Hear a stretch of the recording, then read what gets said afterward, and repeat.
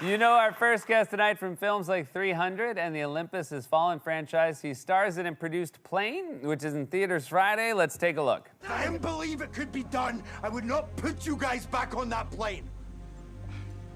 I have a daughter, and I have every intention of hugging her again and making it home. And I'm telling you that the way home is on this plane. Please welcome back to the show our friend Gerard Butler, everybody.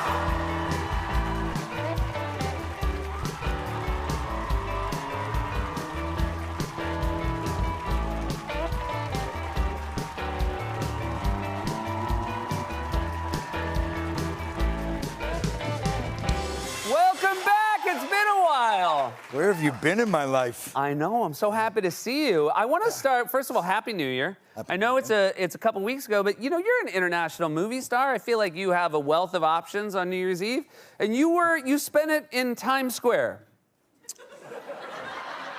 Yeah, well, now you put it like that. It's pretty sad. Yeah. You should have put it like that, like, you know, December 21st, and been like, what am I doing? No, my friends wanted to go. I swear it wasn't me. Okay. And I didn't want to be a party pooper. But we're also friends with Duran Duran, so we thought, well, that would be kind of fun. All right, seeing Duran Duran live, now it makes sense. Yeah.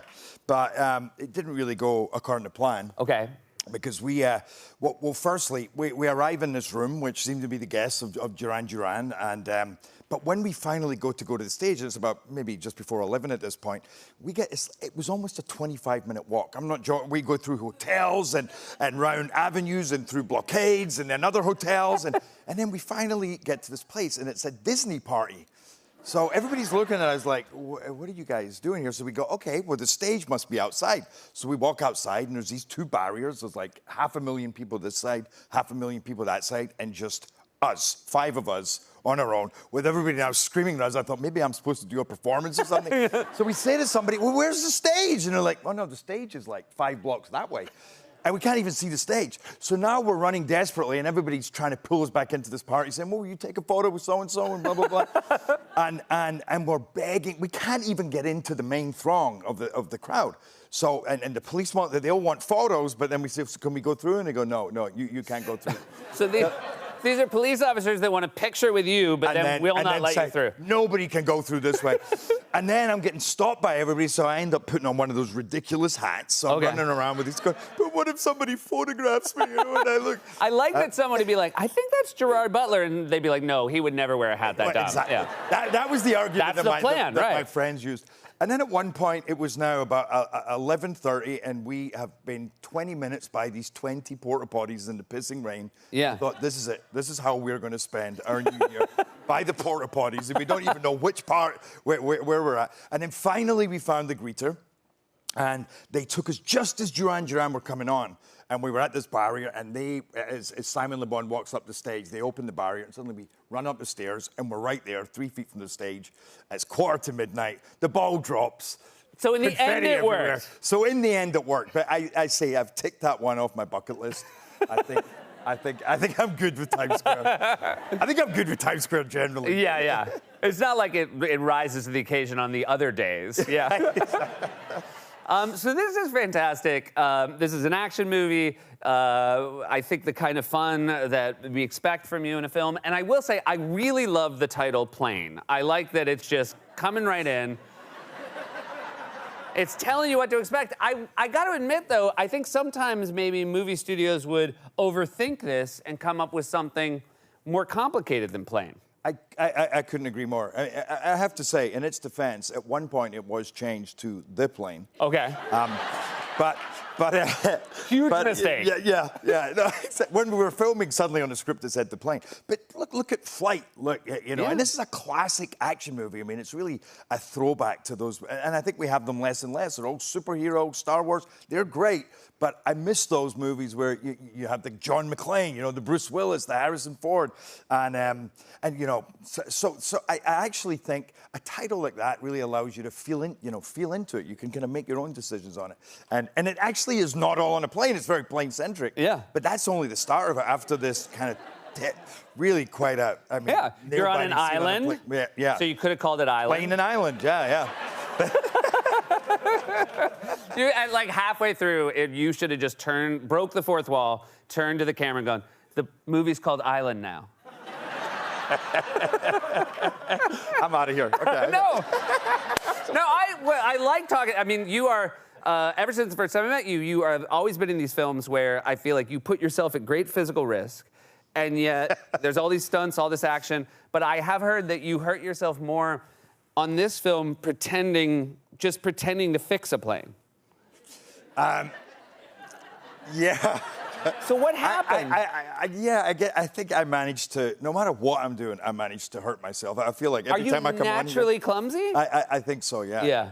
But it was on the scene where you just saw the clip, I'm trying to find something that's wrong with the plane before we can take off for this final sequence, and it's something in the wheel, so it's a brake. Now I'm sticking my hand between these two wheels, kind of pretending that I know what I'm doing, and it's so shot. Whatever's in there is like, every time I bring my hands out, they're covered in blood and green fluid, right? And I'm like, I don't know what this green fluid is. We're also shooting in Puerto Rico, so I'm covered in sweat, and the adrenaline, we're out, and the nose is running, everything. And I guess, especially with COVID, you realize why this thing spreads, right? Because I'm rubbing my face, and suddenly, it's in my throat, it's in my mouth, it's up my nose, it's in my eyes, it's burning my face, and I mean burning. And it turns out this is essentially phosphoric acid. and the airline pilots that were there watching go, no, they're trying to put water on my face. Don't put water, it'll make it worse. And I'm just like burning a lot. So it was intense, and it burned for hours, but it was great for the... It was great for the secrets. And anything for the work. Anything for the work. Anything for the work, yeah. I like... Knowing everything I know about COVID protocols these days on movie sets, there were probably 10 people there making sure nobody gave each other COVID, and not one person, keeping you from putting acid on your face. Yeah, that's pretty much. Now, this is a true credit to you, and I can't believe, and I also want to say I'm crediting you that you never told me this story before. You actually, real life, saved a human being. This is not a movie. This is not character work. When you fished someone from a river. Yeah, I've saved a couple of human beings, but this one... Save it for next time. Yeah, exactly. Save one for next time. Yeah, actually, when I just started acting, the place that I'd filmed my first movie, it was a beautiful place, but with this River Tay in Scotland, but it's cold and it has a lot of undercurrent. But it was a beautiful summer's day, and I said to my mum, let's go where I stayed, this hotel that I stayed at. And we're both just lying there, and we fall asleep, and suddenly I hear this screaming. And I wake up, I say to the woman next to me, is there somebody in trouble? She goes, I don't know. And nobody seems to take notice of this. And so I go over this hill, and sure enough, there's this boy in the middle of the river, and he disappears underwater, and then he comes back up, and then he looks dead to me. And all I could think was, I wish I was a heavier sleeper. Because I'm like, what am I, I know I'm going to go in there, but I just wish I hadn't woken up. And I did. But so there's part of I've got courage, but clumsy as hell. Yeah. I did probably the worst rescue attempt. So I swim out, and then I grab him, but I didn't go back. So I was kind of like, Yeah. Holding his head underwater. Yeah. And I thought the kid was basically, his eyes were wide open, and we get him back now. How old was he when you say he was 13? Okay, gotcha. And we get back, and now I'm just holding him, and he's lying there. And I think if we'd been left to that, he would have died, because I didn't know what to do. He probably was looking up, being like, oh, anybody but Gerard Butler.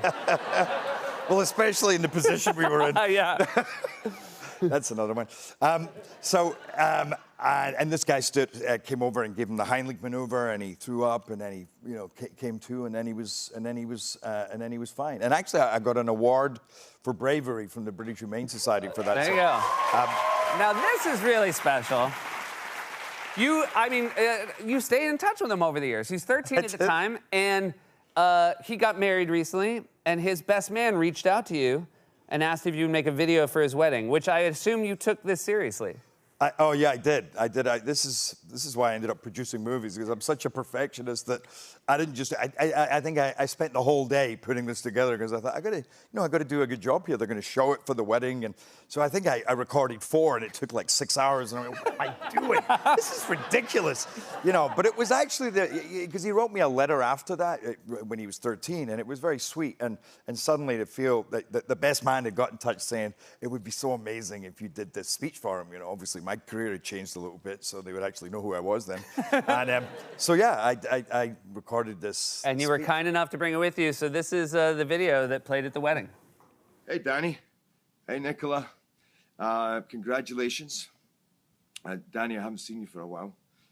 Since you were about 13. We lost you on the River Tay in Scotland, and I pulled you out. And there you are today, now getting married. So it's kind of a cool moment. I have to say, I was quite moved when I heard this, because you're responsible for me getting an award from the British Humane Society, and you know, for the older aunts and uncles, close your ears, but you have no idea how often that's got me laid. But I'm asking for nothing for you guys, except maybe you name your firstborn Jerry, boy or girl, or you know, all your kids Jerry. Bravo!